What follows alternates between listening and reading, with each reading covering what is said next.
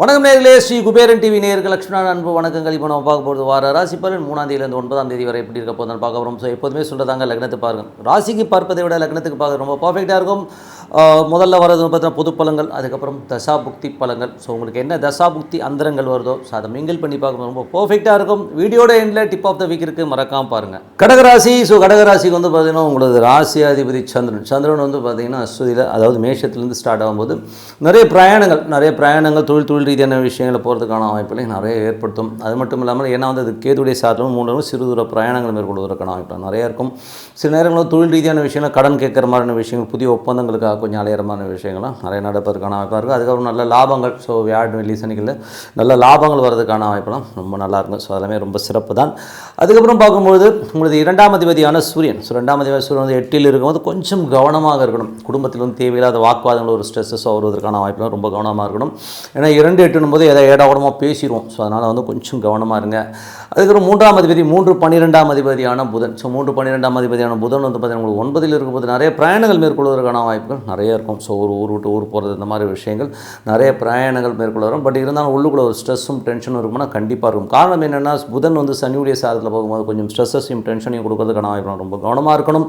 அதுக்கப்புறம் பார்க்கும்போது உங்களுடைய 4ஆம் அதிபதி, ஸோ 4ஆம் அதிபதியான சுக்கிரன், 4ஆம் அதிபதி சுக்கிரன் 9ல் இருக்கும்போது நல்ல ஒரு விஷயம், நல்ல ஏற்றங்கள் இருக்கும். ஸோ நல்ல ஒரு பிரயாணங்கள், அப்பா அம்மா வந்து பிரிஞ்சு இருக்கிறவங்க அப்பா அம்மா போய் பார்க்குறது, இந்த மாதிரி விஷயங்கள் இருக்கும். நிறைய பிரயாணங்கள், வெளியூர் போகிறதுக்கான வாய்ப்பு சில பேருக்கு ஏற்படுத்துறதுக்கான வாய்ப்புலாம் ரொம்ப நல்லா இருக்கும். ஸோ எல்லாமே ரொம்ப நல்ல விஷயங்கள் தான்.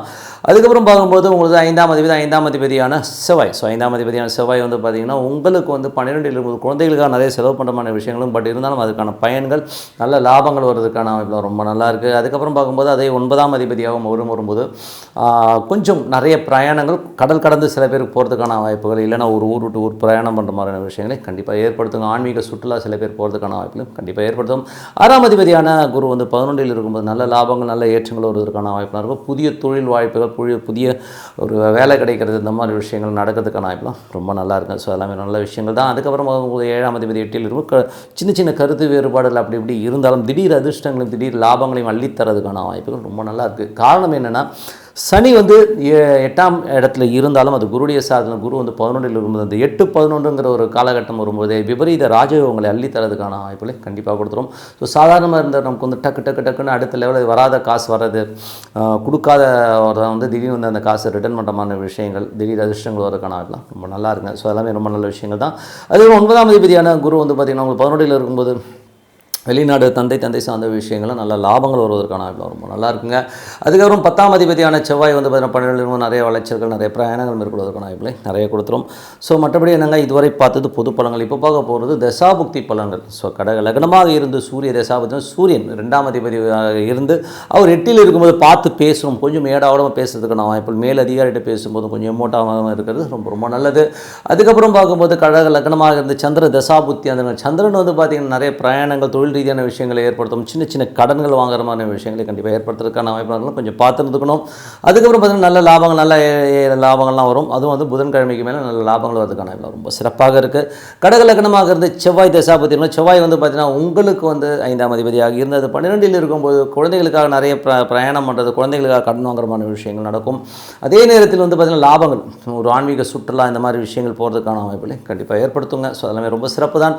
கடக லக்னமாக இருந்து ராகு தசாபதி, ராகு வந்து 9ல் இருந்து அது சனியுடைய சாரத்தில் இருக்கும்போது ரொம்ப கவனமாக இருக்கணும். வெளிநாட்டில் இருக்கணும், சின்ன மன உளைச்சல் இருக்கிறதுக்கான கொஞ்சம் கவனமாக இருக்கணும். மற்றபடி எல்லாமே சிறப்பு தான்.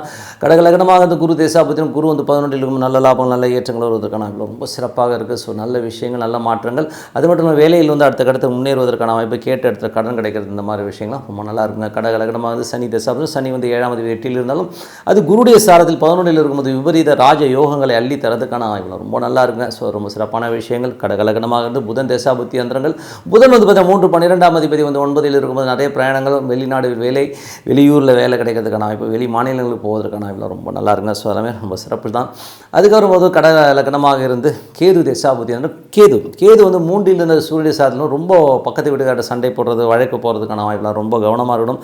கொஞ்சம் வந்து அட்ஜஸ்ட் பண்ணி போங்க, இல்லைனா கொஞ்சம் சின்ன சின்ன சிக்கல்கள் வருவதற்கான வாய்ப்புலாம் ரொம்ப கவனமாக இருக்கணும்.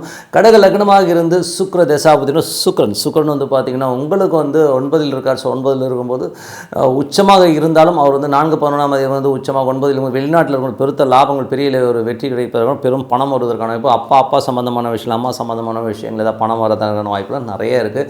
நிலபுலங்களாலும் பெருத்த லாபங்கள் வருவதற்கான வாய்ப்புலாம் ரொம்ப சிறப்பாக இருங்க. ஏன்னா வந்து அது ஒரு பரிவர்த்தனை இருக்குது, சுக்கிரனும் குருவும் ஒரு பரிவர்த்தனை இருக்கும், பெருத்த லாபங்களை அள்ளித்தரதுக்கான வாய்ப்பு ரொம்ப நல்லாயிருக்கு. ஸோ நல்ல விஷயங்கள் நடக்கணும்னா இது மாதிரி ஒரு ப்ளஸ் அண்ட் மைனஸஸை நம்ம கொஞ்சம் அனலைஸ் பண்ணி அதுக்கு தகுந்த மாதிரி நடந்துட்டாலே எல்லாமே சிறப்பாக இருக்குங்க. இது ஒரு சின்ன ஒரு கேல்குலேஷன் தான், கண்டிப்பாக வந்து ஃபாலோ பண்ணி பாருங்கள். ஸோ எது நடக்கிறதுனால ஒரு பிரார்த்தனை ரொம்ப ரொம்ப அவசியங்க. ஸோ மனதார வந்து இறைவனை வந்து பிரார்த்தனை பண்ணும்போது கண்டிப்பாக நம்ம அடுத்த லெவல் போகிறதுக்கான வாய்ப்புலாம் சூப்பராக இருக்கும். ஏன்னா வந்து 3 வேளை சாப்பாடு ஒரு வேளை தூக்கம் எப்படி அவசியமோ அதனால் பிரார்த்தனை ரொம்ப ரொம்ப அவசியம். ஸோ இப்போ பார்க்க போகிறது tip of the week. So tip of the வீக்கில் வந்து நம்ம பார்க்க போகிறது யோகம், மகா யோகம். அது நாங்கள் யோகமோ மகா யோகமோ மாற்றுறது எப்படி அப்படிங்கிறது தான். ஸோ இதில் வந்து என்னென்னா இது நான் எதுக்கு சொல்கிறேன்னா யோகங்கிறது வந்து எல்லாருக்குமே வருங்க. ஸோ ஒரு எல்லா மனிதராக பிறந்த எல்லோருக்குமே வரும். அது நம்ம எப்படி மகா யோகமாக கன்வெர்ட் பண்ணிக்கிறதுங்கிறது தான் வந்து இதில் ஒரு புத்திசாலித்தனம். இதில் வந்து எப்படி சொல்கிறேன்னா ஒரு நல்ல காலகட்டம் வருதுன்னு வைங்களேன், யோகா காலகட்டங்கள் வரும்பொழுது நம்ம அதை கரெக்டாக யூஸ் பண்ணிக்கணுங்கிறது தான் உண்மையான விஷயம். ஸோ அதை யூஸ் பண்ணிக்கிறதுக்கு என்ன பண்ணணுமோ வி திங்க் பிக்னு சொல்லுவாங்க. திங்க் பிக்னா ஒரு பெரிய இலக்கை நோக்கி நம்ம ஓடுறதுங்கிறது நம்ம வந்து வச்சுக்கணும். அந்த மாதிரி இலக்கை வச்சுட்டு இப்போ ஒருத்தருக்கு வந்து ஒரு சுக்கிர திசை வருது. நிறைய பேருக்கு வந்து நான் பார்த்துருக்கேன் சுக்கிர திசை வந்து ஒரு நல்ல யோகமாக ஒரு 20 வருஷம் திசை இருக்கும்.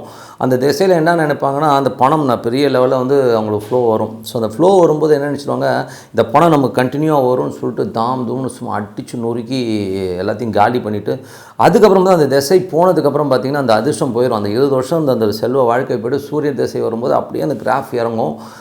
அப்போது அவங்க ரொம்ப ஃபீல் பண்ணுவாங்க, நான் இப்படிலாம் இருந்தேன், பட் நான் சேஃப்டி பண்ணியிருக்கலாம் அப்படிங்கிறலாம். இப்போ எனக்கே எடுத்துக்கிட்டிங்கன்னா நான் பிஸ்னஸில் இருக்கும்போது பார்த்திங்கன்னா நான் கொஞ்சம் அகலக்கால் வச்சேன் நான். ஸோ அகலக்கால் வைக்கும்போது நான் இப்போ யோசிக்கிறேன், நான் அந்த அகலக்கால் வைக்காமல் நான் கொஞ்சம் வந்து சுதாகரிப்பாக இருந்ததுன்னா இன்றைக்கி வந்து ஒரு 2-3 கோடி ரூபா சம்பாதிச்சிருக்கலாம் வேறு விதமாக அப்படிங்கிறது வந்து எனக்கு தெரியுது.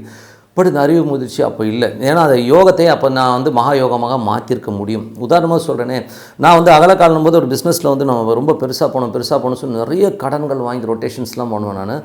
ஆனால் அந்த ரிஸ்க்குங்கிறது வந்து எனக்கு தெரியல. எனக்கு ரொம்ப சின்ன வயசு, ஒரு 17 வயசுலேருந்து ஸ்டார்ட் ஆகி ஒரு 27-28 வயசுக்குள்ளே இந்த ஒரு கேம் ஆடினேன். நிறைய பணம் நல்ல ரொட்டேஷன்ஸ் வந்தது, நல்ல ஒரு வியாபாரம் இருந்தது. அப்போ வந்து ஒரு கான்ஃபிடன்ஸ் வரும். ஸோ அப்போது நான் என்ன பண்ணிட்டோம், அகலக்கால் வைக்கிறதுன்ற போது கடன் கேட்ட உடனே யாராக இருந்தாலும் கொடுப்பாங்கன்ற ஒரு கான்ஃபிடன்ஸ் வந்து பெரிய அகலக்கால் வச்சு மாட்டிக்கிட்டோம். பட் அன்றைக்கி மட்டும் நான் அந்த அகலக்கால் வைக்காமல் கொஞ்சம் இருக்கிறதே இருந்துக்கிட்டு வேறு விதமாக போயிருந்தேன்னு வைங்களேன், இன்றைக்கி வந்து என்கிட்ட வந்து ஒரு 4 to 5 crores கண்டிப்பாக இருக்கும். அதான் யோகம் அப்போ மகா யோகமாக மாற்றிருக்கும். நான் அந்த யோகத்தை வந்து நான் மகா யோகமாக மாற்றிக்கல, விட்டுட்டேன். ஓகேங்களா? ஸோ நீங்கள் வந்து ஒரு நல்ல ஒரு காலகட்டங்கள் யோகங்கள் வரும்பொழுது நம்ம என்ன பண்ணணும்னா அதை வந்து கரெக்டாக ஒரே இடத்துல. இப்போ ஒரு சில பேர் வந்து வியாபாரத்தில் வந்து ஒரு பெரிய காசு வருதுன்னு வைங்களேன், அதிலே திருப்பி போட்டுக்கிட்டே இருப்பாங்க. ஆனால் கடைசியில் வந்து பார்த்திங்கன்னா ஒரு பாயிண்டில் வந்து பார்த்திங்கன்னா ஒன்றுமே இல்லாமல் போயிடும். ஸோ வியாபாரமும் போயிடும். அதுக்கப்புறம் பார்த்தா ஐயோ ஒன்றுமே இல்லை. ஆனால் சில பேர் வந்து பார்த்திங்கன்னா ஒன்றுமே இருக்காது, ஆனால் சின்னதாக அழகாக சேவிங்ஸ் பண்ணுவோம். உதாரணம் சொல்ல போனால் எனக்கு தெரிஞ்ச ஒருத்தர் பார்த்திங்கன்னா வியாபாரம் ரொம்ப சின்ன வியாபாரம் தான் பண்ணுவார். அவர் அந்த வியாபாரம் மட்டும்தான் பண்ணுவார், மற்றபடி அந்த வியாபார எக்ஸ்டென்ஷன்ஸ் கூட ரொம்ப பெருசாக பண்ணியிருக்க மாட்டார். ஆனால் அவர் என்ன பண்ணுவார்னா வர காசெல்லாம் வந்து ஸ்ப்ளிட் அப் பண்ணி வச்சுருப்பார். ஒரு பெரிய ஷேர் ஒன்று வாங்குவார், அதே நேரத்தில் வந்து லேண்டில் கொஞ்சம் போட்டுட்டு வருவார். ஸோ இந்த மாதிரி மல்டிப்புளாக வந்து இன்வெஸ்ட்மெண்ட் பண்ணிட்டு வந்தாருங்க. வெறும் இந்த மாதிரி விஷயம் மட்டும் கிட்டத்தட்ட வந்து அவர் வந்து இன்றைக்கி அவர் மாத சம்பளமே பார்த்திங்கன்னா அப்போல்லாம் வந்து 3000 ரூபா வாங்கிட்டு இருந்த ஒரு ஆள், இன்றைக்கி அவர் கையில் வந்து ஒரு 10 crores மேலே இருக்குங்க. யோசிச்சு பாருங்கள் எவ்வளோ. அவர் தான் அதுதான் யோகத்தை மகா யோகமாக இருக்குன்னா வர காசை வந்து கரெக்டாக யூட்டிலைஸ் பண்ணி நம்ம கொண்டு போனால் அதுக்கு நம்ம திங்கிங்கை மாற்றிக்கணும். நம்ம பெருசாக வரணுங்கிற ஒரு திங்கிங் வேணும், சேஃபாக ப்ளே பண்ணுங்கிற ஒரு திங்கிங் கண்டிப்பாக இருக்கணுங்க. ஸோ அதுதான் நல்ல காலம் வரும்போது சேமித்து கரெக்டான சேமிப்பாக மாற்றினீங்கன்னா கண்டிப்பாக ஒரு யோகம் மகா யோகமாக மாறுங்கிறது எந்தவித தயக்கமும் வேணாம். ஸோ பிளான் பண்ணுங்கள், ஒரே விஷயத்தில் இன்வெஸ்ட் பண்ணாதீங்க. யோகத்தை மகா யோகம் மாத்திரம் வேறு விதத்தில் வந்து ஒரு லேண்டில் வாங்கி போடுறதோ, ஒரு சின்ன விஷயங்கள் வந்து சின்ன லேண்டாக வாங்கி போட்டிங்கன்னா ஒரு காலகட்டத்தை திரும்பி பார்க்கும்போது பல கோடிகளாக இருக்குன்றது உண்மையான விஷயம். ஸோ யோகம் வரும்போது பிடிச்சிக்கங்க. இந்த யோகம் கண்டினியூவாக வரும்னு சொல்லிட்டு தூம் செலவு பண்ணிட்டு மாட்டிக்காதீங்கிறது தான் உண்மையான விஷயம். ஸோ அதனால் என்னை பொறுத்தவரை எல்லாமே வந்து யோகமும் மகா யோகமும் நம்மளாக வந்து க்ரியேட் பண்ணிக்க தான். ஸோ மற்றபடி என்னங்க, உங்களிடம் விடைபெறுவது உங்கள் லக்ஷ்மி நாராயணன். சேனல் சப்ஸ்கிரைப் பண்ணுங்கள். நன்றி, வணக்கம். ஸ்ரீ குபேரன் டிவியை பார்த்தமைக்கு நன்றிகள். மேலும் இது போன்ற தகவல்களை தெரிந்து கொள்ள ஸ்ரீ குபேரன் டிவியை சப்ஸ்கிரைப் செய்யுங்கள். மறக்காமல் பெல் ஐக்கானை கிளிக் செய்யுங்கள்.